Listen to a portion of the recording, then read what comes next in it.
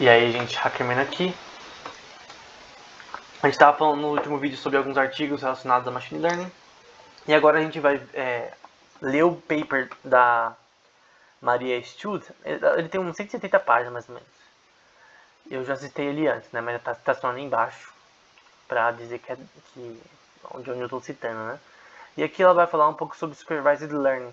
Eu só vou citar algumas partes, porque no começo ela meio que explica como funciona a inteligência artificial na prática, né? Antes de explicar a parte quântica, de usar Quantum Machine Learning, ela explica inteligência artificial na prática, em alguns aspectos. E eu só vou pegar algumas partes que eu achei legal de citar, porque a anotação que ela está usando é muito boa. Enfim, na parte vermelha, lembrando que isso aqui é um aprendizado supervisado, em que você fala para os bancos de dados o que é o que. Então, dado um input X de dados e um output Y, então X é os dados que você tem, pode ser no caso de câncer, imagens de câncer de mama, por exemplo, e o output é o resultado. Você tem um banco de dados de treinamento chamado D, que é um set, né, um dataset chamado D, que vai agrupar os parâmetros X e Y, seja quanto eles forem, né? Então, esse D é basicamente a soma de todos os dados que você tem. É chamado também de input dimensional. E você vai ter ali o M, né? Que ali tá vendo XM, YM. O M, na parte azul agora. O M vai ser os pares de treinamento dos dados, né? Então você vai ter os dados, você vai treinar esses dados no campo X e Y, né? Esse Ezinho aí, ao contrário, é uma coisa que está agrupada, né? Então essa parte X elevado a M ali, entre parênteses, e YM, está dentro de X vezes Y.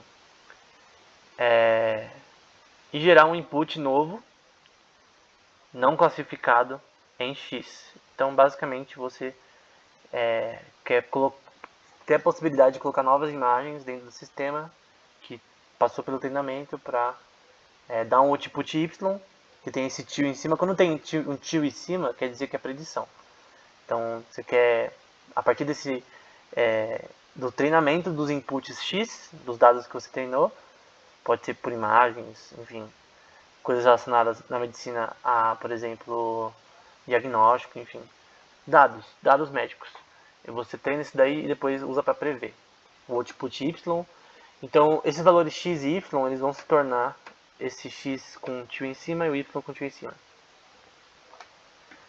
Uma coisa também que ela fala bastante, até nas talks dela, nas palestras dela, eu vi todas na verdade, praticamente, acho que falta uma na verdade, o Feature Map, que é um mapa de características, que vai ter um mapa não linear, que você vai agrupar os dados, né? Que o R, o F seria o mapeamento de R, né? No campo, talvez vetorial R, em K, que você vai transformar os dados para ter outra representação. Então, basicamente, você vai fazer atualizar os seus dados, né? Os seus dados vão mudar. Então, conforme o seu programa vai treinando, ele vai se atualizando e vai mudando as representações de dados dentro dele. Enfim.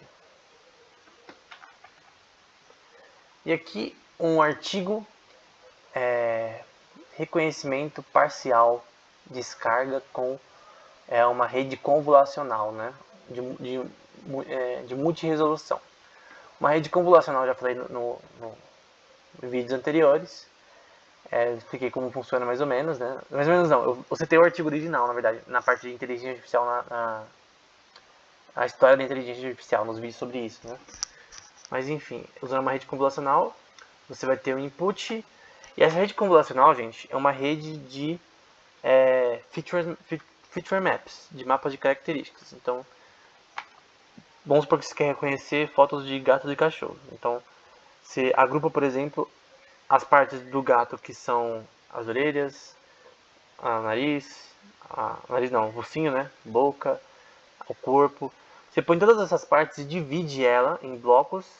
E depois junta todos esses blocos na parte aqui olha para a parte de baixo. A gente junta todos esses blocos para formar meio que um Lego, né?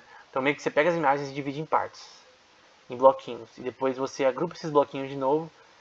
É mais ou menos isso. Só que é um pouco mais complexo. nos vídeos da história da inteligência artificial eu expliquei com mais detalhes. E você vai ter os feature maps ali, as mapas de características que estão na parte da direita, né?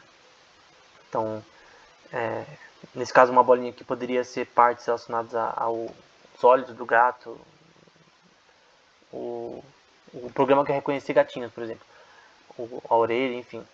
Toda essa representação vai ser feita por matrizes, tá? Então, isso daqui funciona com matrizes que vão representar partes da imagem, né? E essas matrizes, elas são realmente esses troços quadriculados, elas são chamadas de filtros, né? Eu não vou mostrar aqui algoritmos relacionados a filtros, mas você vai ter um filtro temporal, né? Nesse caso de alta resolução, desse artigo aqui no caso, essas imagens são desse artigo, que vai pegar as imagens, né? Nesse caso você vai pegar, pensa pensa que aqui é uma imagem quadriculada, as partes de cima. E você quer pegar partes dessa imagem e agrupar. Aqui as patinhas do animal, aqui é o focinho, a boca, enfim. Você quer agrupar as coisas em matrizes e no fim você representar um campo de vetorial não, um campo de matriz relacionado a essa imagem, né? É como se fosse um filtro, né? O filtro é que você pega a parte da imagem, corta essas partes, depois junta tudo de novo para formar um sistema que pode aprender com o tempo a reconhecer esses padrões que são diferentes em gatos e cachorros, no caso, num aplicativo para fazer isso. Beleza. Foi isso, por enquanto. Aqui eu falei sobre algumas coisas que ela citou sobre machine learning. Agora a gente vai mudar de assunto completamente. Que ela vai mudar de assunto, ela vai falar agora sobre a parte quântica. Primeiro ela vai dar um resumo. Aqui nas palestras ela usa uma imagem como essa. E aqui ela dá mais ou menos uma explicação bem superficial sobre a história da física quântica e, de certa forma, também da computação quântica. E aqui a gente vai tentar ver que os modelos de machine learning vão ser iguais, mas a parte quântica vai ser como um adicional, uma parte que pode ajudar a parte de inteligência artificial para fazer o melhor. Então vamos lá, vamos começar. Eu vou tentar falar um pouco da história da computação quântica. Acho que é melhor eu terminar por aqui. No próximo vídeo eu continuo, porque senão vai ser totalmente disfuncional eu falar sobre machine learning e depois do nada a computação quântica. Mas enfim, espero que esse vídeo tenha sido útil. Até o próximo.